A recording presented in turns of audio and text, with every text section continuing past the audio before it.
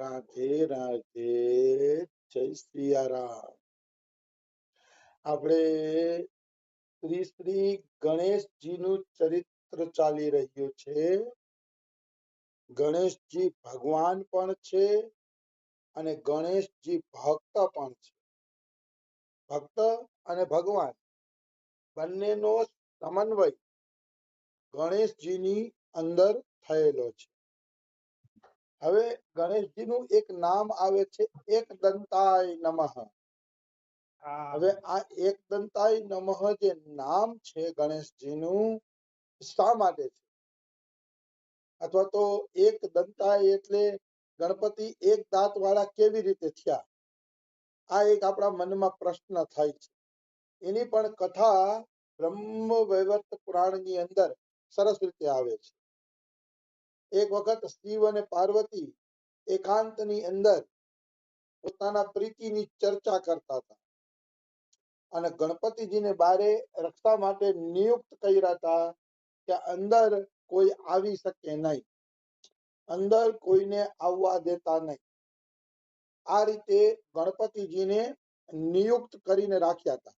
અને ઈ અરસામાં પરશુરામ આવ્યા મહાદેવને મળવા માટે. એટલે ગણપતિએ કીધું કે ભાઈ અત્યારે તો મારા પિતા ને માતા એકાંતમાં અંદર બેઠા છે, એટલે અત્યારે આપને મળવા દેવામાં આવશે નહીં.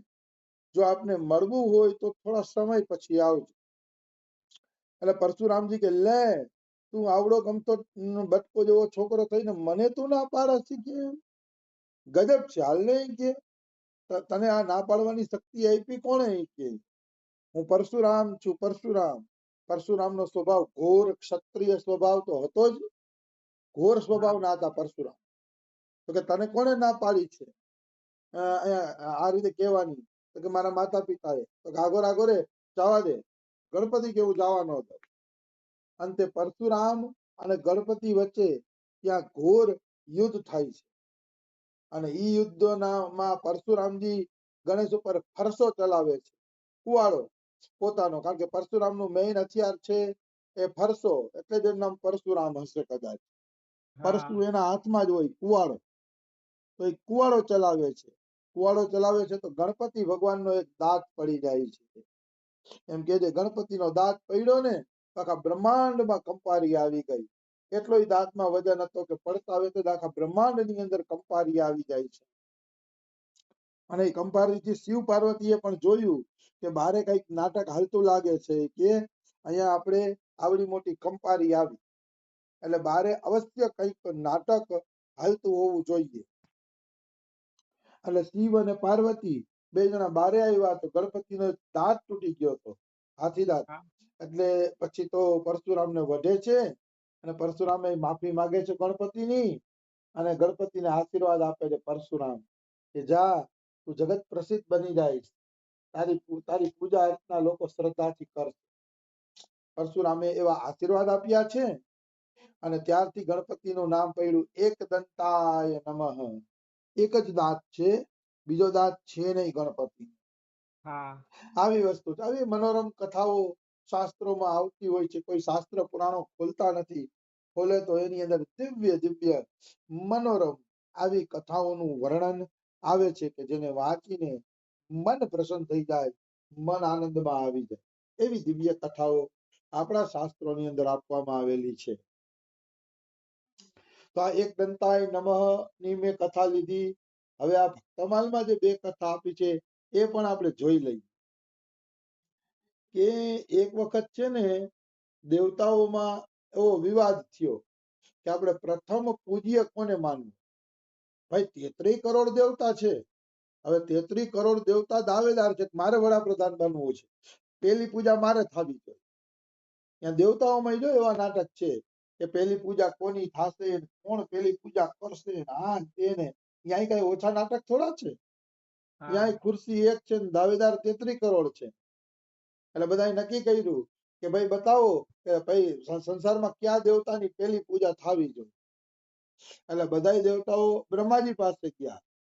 બ્રહ્માજી ચક્કરમાં પડી ગયા કે ઓહો આ 33 કરોડ માંથી મારે નિર્ણય કેમ કરવો કે પેલી પૂજા કોની કરવી?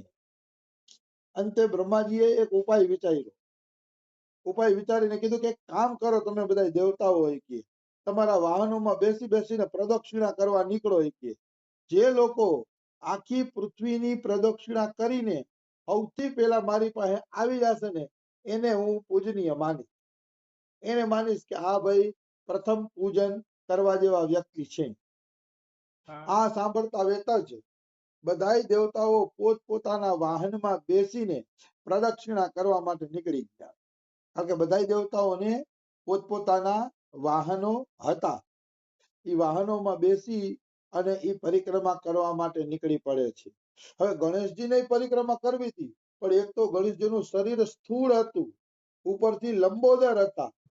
લંબ ઉદર એટલે પેટ મોટું ને લાંબુ પાછું, અને મોઢું હાથીનું, અને વળી એનો વાહન શું છે? ઉંદર, જે ધીમે ધીમે હાલે. એટલે બધી રીતે ગણપતિ સંકટમાં પડી ગયા કે શરીર મોટું ને વાહન નાનું, હવે થાશે શું? કોઈના વાહન પક્ષી છે, તો કોઈના વાહન મોટા મોટા પશુ છે, બધા પોતપોતાની રીતે સવાર થઈને હાલી નીકળાય. કોઈ રથ ઉપર હાલી નીકળ્યા, કોઈ ઘોડા ઉપર હાલી નીકળ્યા, કોઈ હાથી ઉપર બેસીને હાલી નીકળ્યા. આમ જેને જેવો મોકો મળ્યો એવી રીતે ઈ હાલી નીકળે છે. બિચારા ગણેશજી એની હારે કેવી રીતે દોડી શકે? તો ગણેશજી ધીમે ધીમે હાલ્યા જતા તો રસ્તા વચ્ચે નારદજી મળ્યા. તો નારદજી કે કેમ ગણપતિ આટલા ઉતાવળે ઉતાવળે હાલ્યા જાવ છો, પણ આ વાહન તમારું જાજુ હાલતું તો નથી. તો ગણપતિ કે મહારાજ વાત એવી છે કે આવી આવી રીતે શરત મૂકી દીધી છે, અને મારે પૃથ્વીની પ્રદક્ષિણા કરવી છે, પણ આમાં વેત આવતો નથી.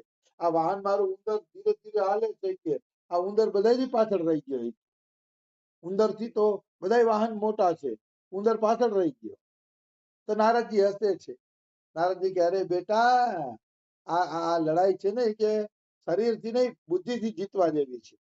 બુદ્ધિથી? તો કે હા. એક રામ નામની અંદર રામ બિરાજમાન છે, અને રામની અંદર અનંત કોટી બ્રહ્માંડો બિરાજમાન છે. એટલે તું એક રામ નામની પરિક્રમા કરી લે તો તું આખા જગતમાં પૂજનીય બની જાય. કારણ કે નામ અને નામી એક છે. રામનું નામ અને રામ એક છે. એટલે તું રામ નામની પરિક્રમા કરીશ ને કે તો તને આખા બ્રહ્માંડની પરિક્રમાનું પુણ્ય પ્રાપ્ત થઈ જશે કે તું ચિંતા શું કામ કરે છે? પેલા રામ નામની પ્રદક્ષિણા કરી. તો પછી ગણેશજીએ ધરતી ઉપર રામ નામ લખ્યું અને રામ નામની 7 પ્રદક્ષિણા કરી. 7 પ્રદક્ષિણા કરીને બ્રહ્માજી પાસે પહોંચી ગયા કે બ્રહ્માજી મેં આખી પૃથ્વીની નહીં આખા બ્રહ્માંડની પરિક્રમા કરી છે. તો કે હોય કઈ આખા બ્રહ્માંડની પરિક્રમા? આ તો બધા પૃથ્વીની પરિક્રમા કરીને પાછા નથી આવ્યા, અને તે આખા બ્રહ્માંડની પરિક્રમા કરી લીધી. તો કે હા, મને નારદજીએ ઉપાય બતાવ્યો કે રામ નામની પરિક્રમા કરો. રામ નામની અંદર અનંત બ્રહ્માંડો સમાયેલા છે, એટલે એની પરિક્રમાથી અનંત બ્રહ્માંડોની પરિક્રમાનું પુણ્ય મળશે. તો બ્રહ્માજી ગણેશજીને ભેટી પડ્યા અને ભેટી કે જય હો ગણપતિ જય હો. હું ઈ જ જોવા માંગતો હતો કે આમાંથી ચતુર કોણ છે. ઓલા બધા તો બુદ્ધિ વગરના છે, દોડી દોડી નીકળી પડ્યા. મારે ચતુરાઈ જોવી હતી કે કોનામાં આ ચતુરાઈ છે. અને બ્રહ્માજીએ ઓલા બધા પાછા આવ્યા ત્યાં તો ગણેશજીના માથા ઉપર લાલ ટીકો કરી દીધો કે ગણપતિ જ આખા બ્રહ્માંડની અંદર સર્વપ્રથમ પૂજ્ય દેવ ગણાશે. આ રીતે બ્રહ્માજીએ એના માથા ઉપર ટીકો જ કરી દીધો. કહેવાનો ભાવ શું છે કે ભાઈ બળથી કોઈ કામ થતા નથી. થોડુંક બુદ્ધિથી વિચારીએ ને તો બધા કામ હળવા થઈ જાય છે. હજી હું તમને બુદ્ધિથી વિચારવાની એક વાત કહું. માણસો છે ને શિબિરોમાં જતા હોય છે, 10,000ની શિબિર ને 15,000ની શિબિર ને ઓલી શિબિર ને આવું જે પૈસા વાળાને લૂંટવાના નાટક છે, બીજું કાંઈ નથી. અરે શિબિરોમાં જવાની શું જરૂર છે? ઘરે બેસીને માળા લઈને એકાગ્રતાથી રામ રામ કરો, રાધા રાધા કરો, કૃષ્ણ કૃષ્ણ કરો. એનાથી પણ વધુ આનંદ આવે તો મારા મોઢા ઉપર ઝાપટ મારી જાજો. એનાથી પણ વધુ આનંદ આવશે તમને ભગવાનના નામની અંદર. કારણ કે સર્વ શાસ્ત્રો પોકારીને કહે છે કે ભગવાનના નામથી મોટી વસ્તુ બીજી એકેય નથી. મોટામાં મોટી કોઈ વસ્તુ હોય તો એ ભગવાનનું નામ છે. આવી વસ્તુ છે. એટલે ભગવાનનું નામ જ મનુષ્યએ જપવું જોઈએ. એના સિવાય પછી બીજો કોઈ ઉદ્ધાર નથી. આ કળિયુગની અંદર કળિયુગ કેવલ નામ આધારા સુમીરી સુમીરી નર ઉતરહી પારા. હવે વચ્ચે એક વાત એ પણ કહી દઉં કે આ ગણપતિ આખિર છે કોણ? ગણપતિનું સ્વરૂપ શું છે? તત્વ શું છે ગણપતિનું? તો કે ગણપતિ વાસ્તવમાં સાક્ષાત ભગવાન શ્રી કૃષ્ણ જ છે. ભગવાન શ્રી કૃષ્ણ અને ગણપતિમાં કિંચિન માત્ર ભેદ નથી. કેવી રીતે? હું તમને કહું. બ્રહ્મ વૈવર્ત પુરાણની અંદર કથા આવે છે કે એક વખત ભગવાન શ્રી કૃષ્ણ ની આરાધના પાર્વતીજી કરે છે. પાર્વતીજીને ખબર હતી કે ગોલોકના અધિપતિ ભગવાન શ્રી કૃષ્ણ પ્રસન્ન થાય તો બધા પ્રકારના વરદાન આપી શકે છે. એ પાર્વતીને ખબર હતી. એટલે પાર્વતીજીએ નક્કી કર્યું કે આપણે પણ ભગવાન શ્રી કૃષ્ણની આરાધના કરવી છે. એને નક્કી કર્યું અને એને જંગલમાં જઈને ભગવાન શ્રી કૃષ્ણની આરાધના કરી અને ઘણા વર્ષ સુધી તપસ્યા કરી. અંતે ભગવાન એના ઉપર પ્રસન્ન થયા, કૃષ્ણ ભગવાન, અને એને દર્શન દીધા. કેવા દર્શન દીધા? અષ્ટ સખીઓ સાથે, ગોપીઓ સાથે નિત્ય વૃંદાવનના દર્શન દીધા. એમાં ગોપીઓ હતી, સખીઓ હતી, અસલ પોતાના પરિકર સહિત દર્શન દીધા. એવો ફોટોય બ્રહ્મ વૈવર્ત પુરાણમાં આપેલો છે. તો બીજી પરિકર સાથે માતા પાર્વતીને આ દર્શન થાય છે. તો માતા પાર્વતીને કૃષ્ણ કહે છે કે માગો માગો, તમારે શું જોઈએ છે? તમારે જે જોતું હોય હું આપું, તમે માગી લ્યો. તો આ માગે છે કે હે કૃષ્ણ, મને તમારા જેવો પુત્ર આપો, મારે તમારા જેવો પુત્ર જોઈ છે. ત્યારે કૃષ્ણ કહે છે કે મારા જેવો તો કેવલ હું જ છું. એટલે જાઓ વરદાન આપું છું કે હું જ તમારા ઘરે પુત્ર બનીને આવી. અને એ જ પુત્ર કૃષ્ણ ભગવાન ગણપતિના રૂપમાં પાર્વતીના ઘરે પધારી અને લીલા વિલાસ કરે છે, લીલા વિનોદ કરે છે. આવી વસ્તુ છે કે ગણેશ સાક્ષાત ભગવાન કૃષ્ણ જ છે. એટલે જ એની પ્રથમ પૂજા થાય છે.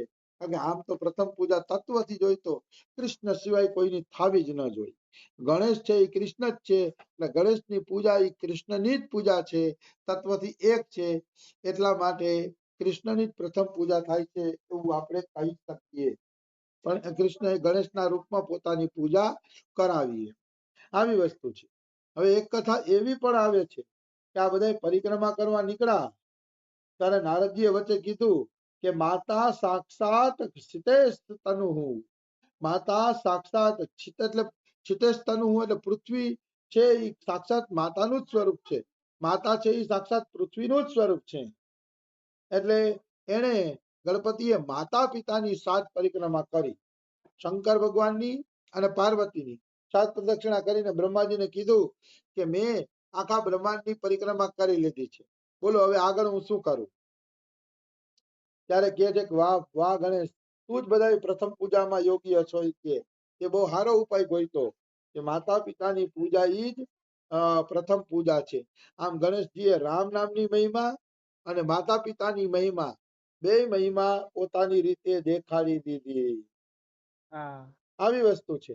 તો ગણેશ ભગવાન આજે પણ વિઘ્ન હરતા કહેવામાં આવે છે. એમની પ્રથમ પૂજા કરવાથી એ બધા વિઘ્નોનું હરણ કરે છે. જો કોઈ ગણેશને કૃષ્ણ માનીને પૂજા અર્ચના કરે તો એમાં કોઈ પણ પ્રકારનો દોષ નથી અને કૃષ્ણ તત્વની જ પ્રાપ્તિ થશે. કારણ કે તત્વથી એ એક જ છે. એટલે ભેદ કરવાની કોઈ જરૂર નથી. અને આમ પણ ગણપતિનો આદર કરવો જોઈએ.